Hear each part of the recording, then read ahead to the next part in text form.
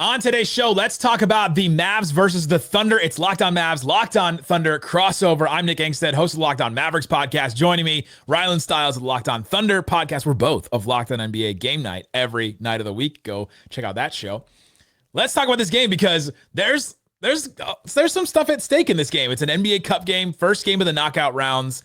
But these two teams have faced each other, obviously, in the playoffs last year and already this season once. But this could be, again, the Western Conference Finals preview coming up this season. Let's start asking some questions about the Oklahoma City Thunder. What has been the biggest change for the Thunder this season? Adding some new players, adding Caruso, adding Isaiah Hartenstein. You've gotten him now for some games. What's been the biggest change for the Thunder from last year to this year? Yeah, what's crazy is we haven't really gotten to see the biggest change from last year to this year because they just were like two ships sailing in the night of like Chet was healthy at the start of the year. He goes down against the Warriors and now is lost for a major chunk of the regular season. And then Hartenstein comes back, and in between there, you had J-Dub moonlighting as a center. Caruso's been in and out with injuries, but he's back now and in the fold. So I really think that we won't really know much about this matchup, which I do think will be the Western Conference Finals until we get to the Western Conference Finals. And that's going to be a bit of an odd place for both teams because you're not going to see Chet back until, late February at the very earliest, probably. And I'd assume probably March more so for that. And so it'll be the same thing as last year, really, in this Tuesday night game where the Thunder can only put a center on the floor for half the minutes, and the other half with the Mavs having two centers, they're going to be centerless, and they're going to have to figure out what to do to not lose those minutes in a big way. Daniel Gafford's just sitting there going, all right, give it to me. Give it to me in the paint. What has Isaiah Hartenstein brought to this team that the Thunder didn't have last year?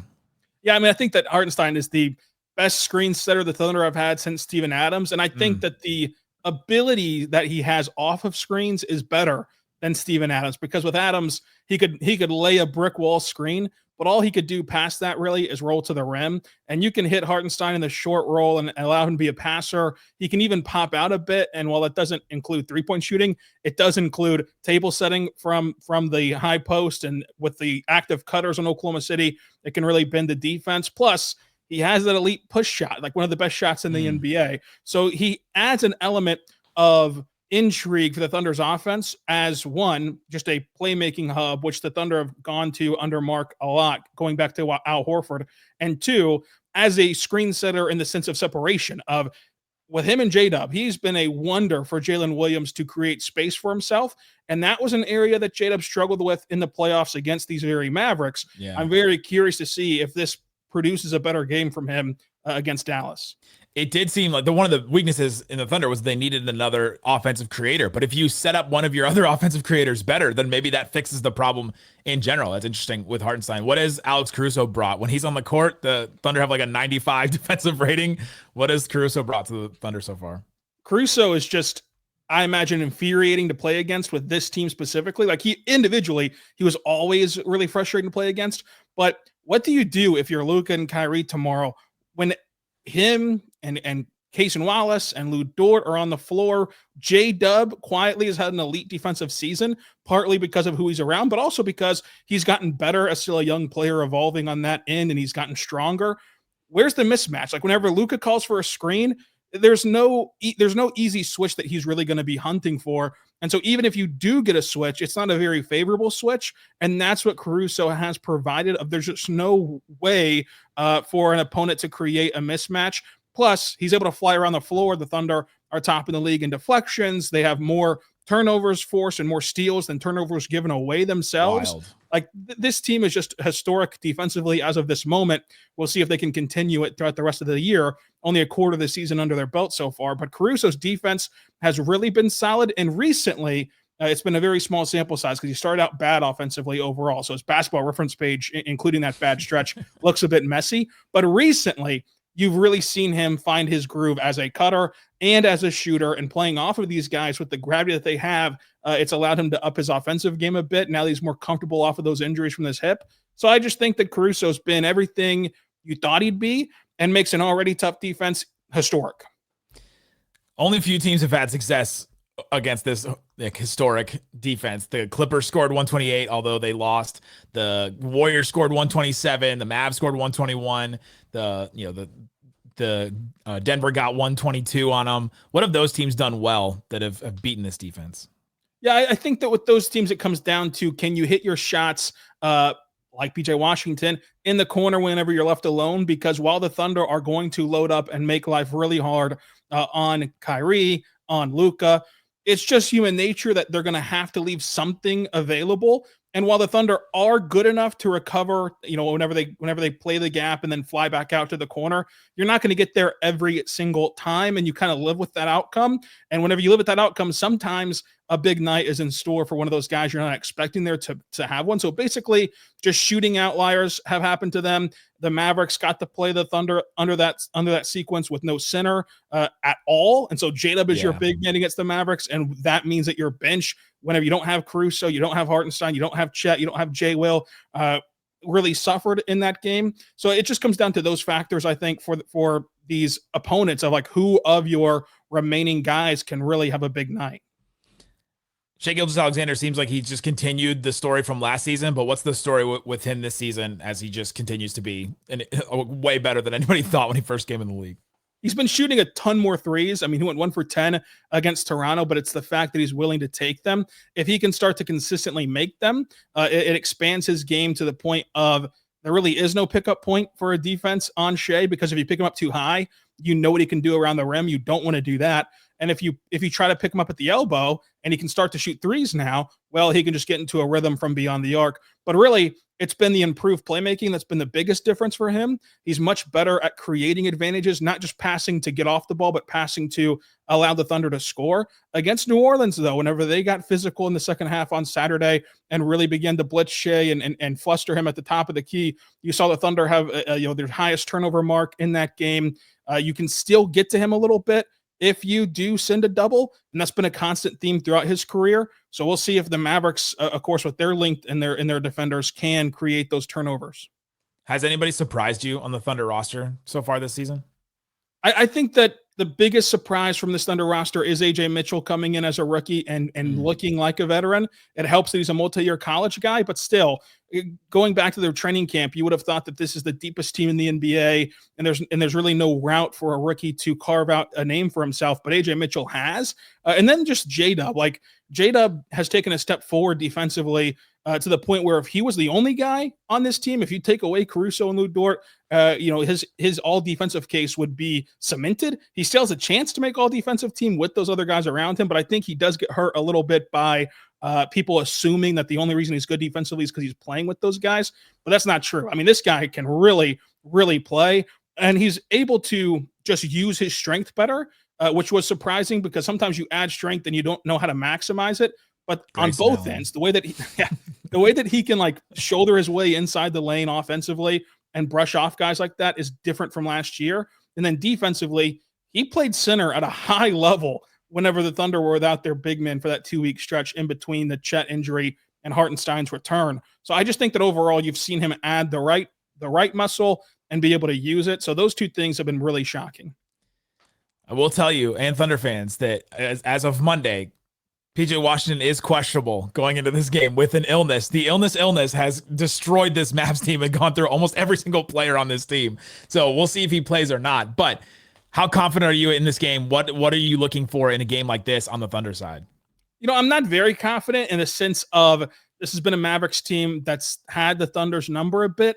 And as we talked about at the top of the show, nothing's really changed. It's just different. Like it's now, instead of only Chet, it's only Hartenstein.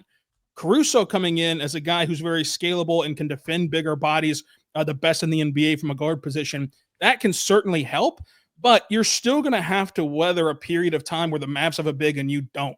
And the Mavs, will see if PJ Washington has his flu game against OKC. What better way to kind of put an exclamation point on that rivalry, so to say, between PJ and Thunder fans. But I think that this will be a similar setting to what we saw all postseason, what we saw in early November. And it doesn't really mean a whole lot in the grand scheme of things because we just won't know how this team is equipped to handle Dallas until they're fully healthy. Coming up, let's talk about the Dallas Mavericks. Rylan will ask questions of me on the Mavericks. How are they different this season? How are they approaching this matchup? We'll talk about all that and more coming up. Today's episode of Locked On Mavs, Locked On Thunder is brought to you by Mint Mobile. Are you tired of looking at your bill every month on your wireless provider and just seeing a number that doesn't make any sense? You're like, it's just me on this bill, or maybe it's you and somebody else, and you're like, man, I'm paying way too much money for this. Say bye-bye to your overpriced wireless plans, jaw-dropping monthly bills, and unexpected overages. Mint Mobile is here to rescue you with premium wireless plans starting at just $15 a month. All plans come with a high-speed data and unlimited talk and text delivered on the nation's largest 5G network, and you can use your own phone on Mint Mobile plan and bring your phone number along with your existing contacts. Gotta love that. Don't want to restart all over again. To get this new customer offer and your new 3-month premium wireless plan for just $15 a month, go to mintmobile.com/LockedOnNBA. That's mintmobile.com/LockedOnNBA. Cut your wireless bill to $15 a month at mintmobile.com/LockedOnNBA.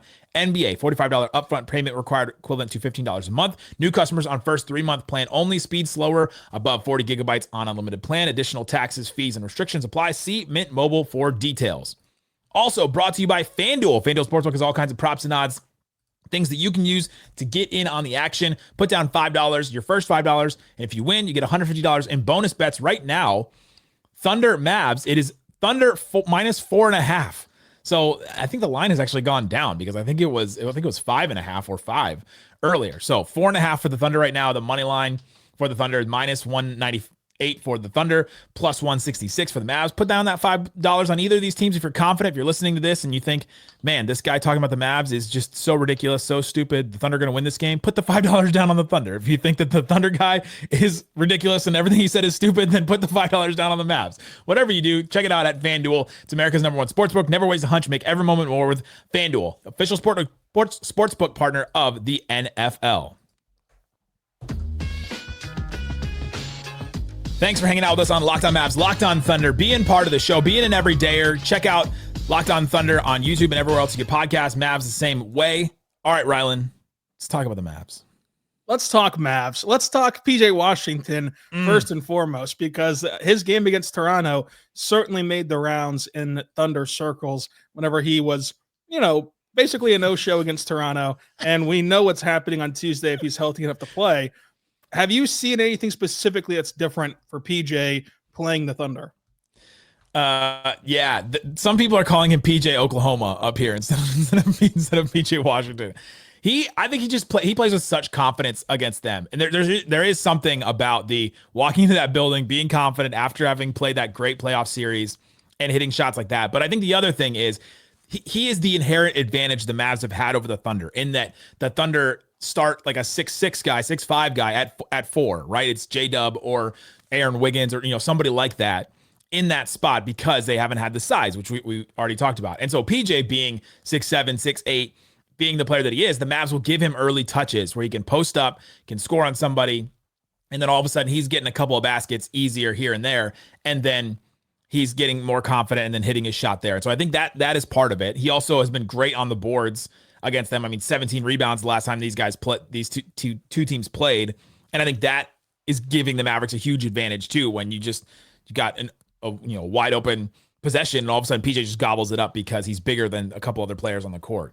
That I think is really big. I also think what you said earlier about their defense, they got to leave somebody open. And with Luka, Kyrie, Klay now, PJ is going to be the guy that gets open because they're not going to leave one of the centers open because they send multiple guys there. The Thunder did a great job last time these two teams played at swarming the center and not letting Lively or Gafford get anywhere or finish lobs or get even close enough to the rim to do that, which is a great plan on them. But then they left PJ and they had to leave PJ open because you have to send multiple guys there. So I think that's been part of the advantage for PJ. He's also just been really great this season and finally in a position where he's playing for his hometown team. Made the playoffs for the first time last year. He had been stuck in the Charlotte Hornets purgatory where they make the play and then they get destroyed a couple years in a row. And so he's just energized, ready to go. He's going to be, I think he's going to be a dad again. And so maybe that's something that has got him going. But man, PJ's just been so great this season. Mavs are 1-4 when he doesn't play this season.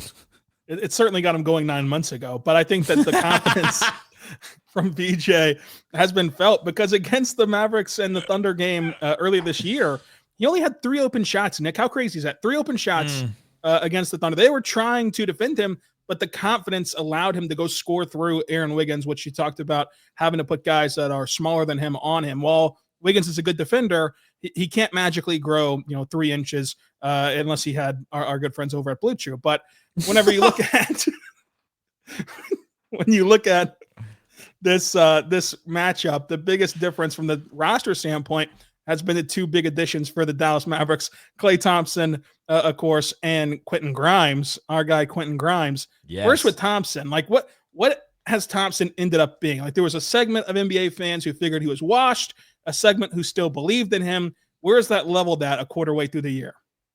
Yeah, he's a Rorschach test. If you believed that he was washed and you looked at his numbers, you'd say that he was washed, right? Because he's shooting, I think, a career low 3-point percentage. I think he's, career low in points, like all that kind of stuff. It's just low across the board. If you thought, oh, he still has something to give in the tank, and you expected, all right, we're not going to get prime Klay. He's 34 years old. He's 2 injuries removed, and he's now in a new place where he's got to figure out a new environment, new system, and all that.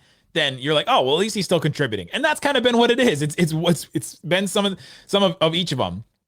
With Klay, though, the Mavs have they've struggled when they've tried to force things to him. When he plays more than 30 minutes in a game, the Mavs are 0-7, which I think at this point is kind of something. Like, you just can't you can't give me that number and say, all right, it doesn't mean anything. I think they can't force too much to him. They can't put too much on his plate. They're also not super great when he takes more than 15 shots. I think they're 3-3.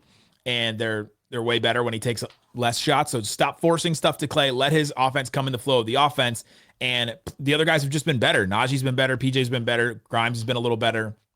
And then with Klay, though, he hasn't impacted their offense in the sense that he still has incredible gravity. Teams are not leaving him open. That's his whole thing, right? You can't leave him open. Still can't leave me open. And so they're not. And so he still has really, really great gravity that has helped Luka and Kyrie. Luka's gotten way less double teams this season than we've seen. Part of that is because of Luka's effectiveness, but I think part of it is because of Klay as well. And so he's still bringing an impact to the game, but he's not scoring 18, 20 points a game, shooting 44% from 3 the way that you would hope that a Klay Thompson, just because of the name, would bring. Defensively for Klay, you still feel good about him defending some of these live guys, because you imagine he'll have to do some on J-Dub, on Shai, and even whenever they pass the ball around to like Kaysen or Wiggins or whoever, they do trust those guys to try to get downhill. He's been solid defensively. He has not stood out as a guy that is just really struggling, can't stay in front of his man. Now, the Mavs have, when it's Luka, Kyrie, and Klay, there are some nights when you go, man, nobody can stay in front of their guy, and PJ and Lively and Gafford are having to clean up all this stuff behind them. But for the most part, when the Mavericks really lock in, their defensive system can make Luka look good on defense, can make Kyrie look really good on defense, can make anybody look like, can make Tim Hardaway in the past look good on defense. And so if you lock in and you play your role right, you don't have to they're not just going to make Klay die on an island against SGA or somebody. There's going to be switches. There's going to be rotations. You're going to be helped there, and there's going to be help defense for you. And so Klay has been solid on defense, and I think that hasn't been a huge issue so far. So the Thunder have made a big deal about this NBA Cup from a coach's standpoint. Mark's talked about how it's important for this young team to play games with stakes. I mean, the Thunder are still the youngest team in the NBA. They're the Jason Tatum of NBA teams, because you can just 19. keep saying they're the youngest team in the NBA, and it's true. But for the Mavericks, they've kind of been there and done that. And the Thunder still have guys who are young, and this money really matters. Like they've made a joke about it, of how Jay Will has made a big point of going to win the money. But you look at Jay Will, you look at AJ Mitchell, who we've talked about on this show. He was good enough to make the crossover episode. Like, that's half their salary that you're getting paid just for winning a game, a couple of games here to go to Vegas. The Mavericks, though, Luka's gone on 2 deep playoff runs. Kyrie's an NBA champion. They just made the NBA Finals. Do they care about this game? Are they going to really get up for it tomorrow? I think they get up for it. I think we've seen them get up for, like, the Thunder game, right? We already this season, we've seen them get up for games like that. And so maybe not because it's the NBA Cup. Now, I hope that they take Jalen Brunson's approach to these games. I want to win it for the end of the bench guys. It'd be great for a guy like Jaden Hardy, who's making $2 million this year, to get 25% of his salary extra, like a 25% bonus, which would be crazy. And so I hope that they do that for them. But I think they also just get up for these big games because they want to prove they're the best team, and they get up for competition. Luka's teams have always gotten up for competition and have played down to competition throughout the years. This is one of the first years we're seeing the Mavs actually take care of business against some of those teams and not play down to competition all the time. But they always get up for competition. 7 straight wins. What's been the difference in how the Thunder or how the Mavericks are playing whenever they were entering that November date against Oklahoma City, and now whenever they're red hot with and without Luka. Yeah, it's been a big change. You look at some of those losses from the beginning, and they lost 4 games in a row by like a combined total of 6 points. I mean, it was Phoenix by 1, Denver by 2, Golden State by 3, then terrible Utah lost by 2. I mean, it was just losing a bunch of these clutch games over and over again. They've sorted it out. And I think part of it is sorting out their rotation. Jason Kidd has figured out, all right, this is our rotation that we're going to stick with. And they've had injuries throughout this stretch too. Luka missed 6 games in this stretch. Kyrie has missed some games. Najee has missed a bunch of games with this illness that is just ravaging the Mavericks. Spencer Dinwiddie has probably been the biggest story in all this, though. He was unplayable at the beginning of the season. And you know that because, and I'm not exaggerating, because Jason Kidd literally gave him like 3 DNP CDs where he'd either only play him in garbage time or not play him at all. And so he was unplayable at the beginning of the season. He was timid. His shot wasn't going down. The only thing he could do was step back threes. And now we're seeing him be way more confident, driving, finishing alley-oops, which is something we never saw Spencer Dinwiddie do, even the first time he played for the Mavs. But when you throw it up to Lively and Gafford, they're going to go get it wherever you throw it up. And so he's just been a lot better. He's been attacking the rim. His defense has been fine, being a 6'6" guy that can fill his role. Jason Kidd has closed with Spencer Dinwiddie over Klay Thompson a bunch in this stretch, and that's really stood out. He's saved the Mavs a bunch of times. He's had just some really big moments. That Memphis game, he hit those 2 clutch threes back to back. One of them was just a pull-up, like heat check where you missed that shot and everybody's cursing your name the next day. And he drops it. Mavs end up winning that game. Wild one. But Spencer Dinwiddie, I think, has been the big story of this big stretch because they've won games with Luka, without Luka, with Kyrie, without Kyrie, and all that.